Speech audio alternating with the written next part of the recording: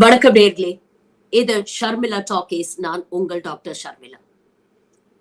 இன்னும் 2 நாட்களில் 2024 லோக்சபா தேர்தலுக்காக நாம ஒவ்வொருத்தரும் ஓட்டு போட போறோம். இந்த தேர்தலில் பிரதானமாக இருக்கக்கூடிய முக்கியமான கேள்வி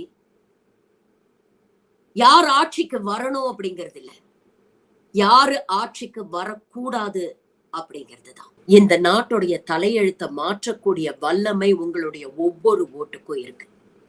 நீங்க போடக்கூடிய ஓட்டு உங்களுடைய வாழ்க்கையை, உங்களுடைய எதிர்காலத்தை அடுத்த 5 வருஷம் எந்த அரசாங்கத்துக்கிட்ட ஒப்படைக்க போறீங்க அப்படிங்கறத தீர்மானிக்க போகுது. அப்படி இருக்கக்கூடிய நேரத்தில் ஒரு 5 நிமிஷம் எந்த அழுத்தத்துக்கும் ஆளாகாம, உணர்ச்சி வசப்படாம கொஞ்சம் நிதானமா உட்கார்ந்து யோசிச்சு பாருங்க. 2014 மோடி ஆட்சிக்கு வரும்போது என்ன சொன்னார்? 60 வருஷம் காங்கிரஸ் செய்யாதத 60 மாசத்துல நான் செஞ்சு காட்டுறேன் அப்படின்னு. 60 மாசம் இல்ல, 120 மாசம் கொடுத்துட்டோம்.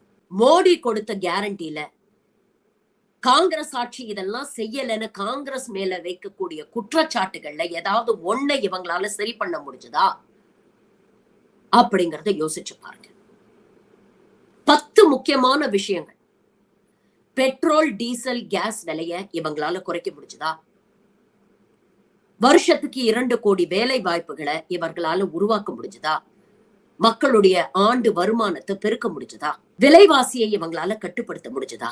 கருப்பு பணத்தை ஒழிப்பேன்னு சொன்னாங்களே, ஒழிக்க முடிஞ்சதா? இந்த நாட்டுல பெண்களுக்கு பாதுகாப்பு இருக்கா? சிறுபான்மையினருக்கு பாதுகாப்பு இருக்கா? பட்டியலின மக்களுக்கு பாதுகாப்பு இருக்கா? பழங்குடியினருக்கு பாதுகாப்பு இருக்கா?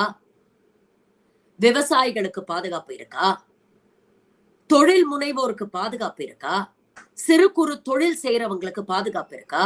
அமெரிக்க டாலருக்கு நிகராக இந்திய ரூபாய் வலிமை பெற்றிருக்கிறதா? இதெல்லாத்தையும் தாண்டி முக்கியமான ஒரு கேள்வி, ஊழலை ஒழிப்போம்னு சொன்னாங்க. இன்னைக்கு ஊழலற்ற ஒரு ஆட்சியை இந்த 10 ஆண்டு காலத்துல பாஜக கொடுத்திருக்கிறதா? இந்த கேள்விக்கெல்லாம் ஆமா இல்ல அப்படிங்கிற ஒரு பதில உங்க மனசுல நீங்க ஓட்டி பாருங்க. இவர்களுடைய மேலோட்டமான அரசியலுக்கு வெறும் ஒரே ஒரு உதாரணம் சொல்றேன். தமிழ்நாட்டுல தேர்தல் பிரச்சாரம் பண்ணும் பொழுது கச்சத்தீவு பிரச்சனையை எந்த அளவுக்கு பாஜக பேசினாங்க. ஆனா அந்த கச்சத்தீவை பத்தி பாஜகவுடைய 2024 லோக்சபா தேர்தல் அறிக்கையில் ஏதாவது ஒரு வார்த்தை இருக்கா?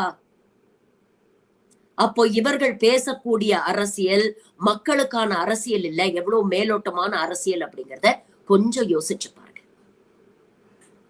இன்னைக்கு இருக்கக்கூடிய அடிப்படை பிரச்சனைகளுக்கு விடை என்னன்னு கேட்டா, 2047 விக்சித் பாரத அமைப்போம் அப்படின்னு ஒரு பொய்யான கனவை, பிம்பத்தை ஏற்படுத்தி உங்களுக்கு ஆசை காட்டுறாங்க.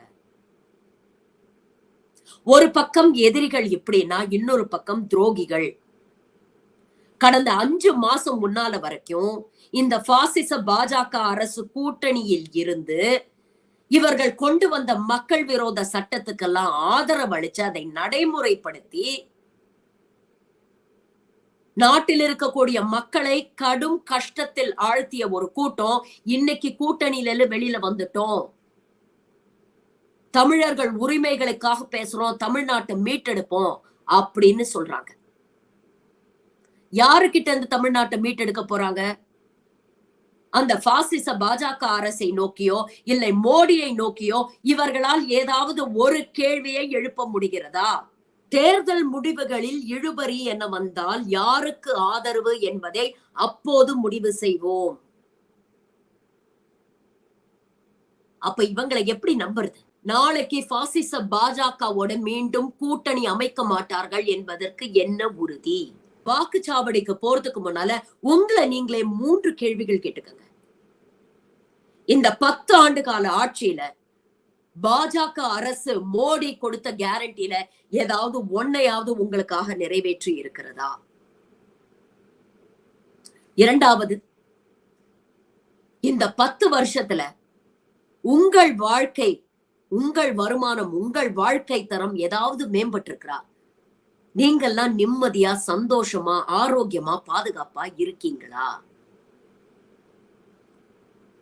இந்த கேள்விக்கு இல்ல அப்படிங்கிற ஒரு பதில் உங்ககிட்ட இருந்து வரும்னா, 3வது கேள்வி நீங்க கேட்கணும். 10 வருஷமா வாய்ப்பு கொடுத்தும் மோடி தன்னுடைய ஒரு கேரண்டிய கூட நிறைவேற்றவில்லையே. மீண்டும் ஒரு முறை 3வது முறை இவருக்கு வாய்ப்பு கொடுத்து இன்னும் 5 வருஷம் உங்க வாழ்க்கையில இவர் கையில ஒப்படைக்க போறீங்களா? இந்த 3 கேள்விகளுக்கும் உங்கள் பதில் என்ன அப்படிங்கிறது தான் நீங்க யாருக்கு ஓட்டு போட போறீங்க அப்படிங்கறத தீர்மானிக்க போகுது. மோடிக்கு முன்னும் மோடிக்கு பின்னும் இருந்த ஆட்சியை கம்பேர் பண்ணி பாருங்க. கம்பேர் பண்ணி ஒரு முடிவெடுங்க. நீங்கள் அளிக்கக்கூடிய ஒவ்வொரு வாக்கும் தமிழ்நாட்டை காக்கும், இந்தியாவை காக்கும், எதிர்கால தலைமுறையை காக்கும், சனநாயகத்தை காக்கும். யோசிச்சு போட்டு போடுங்க.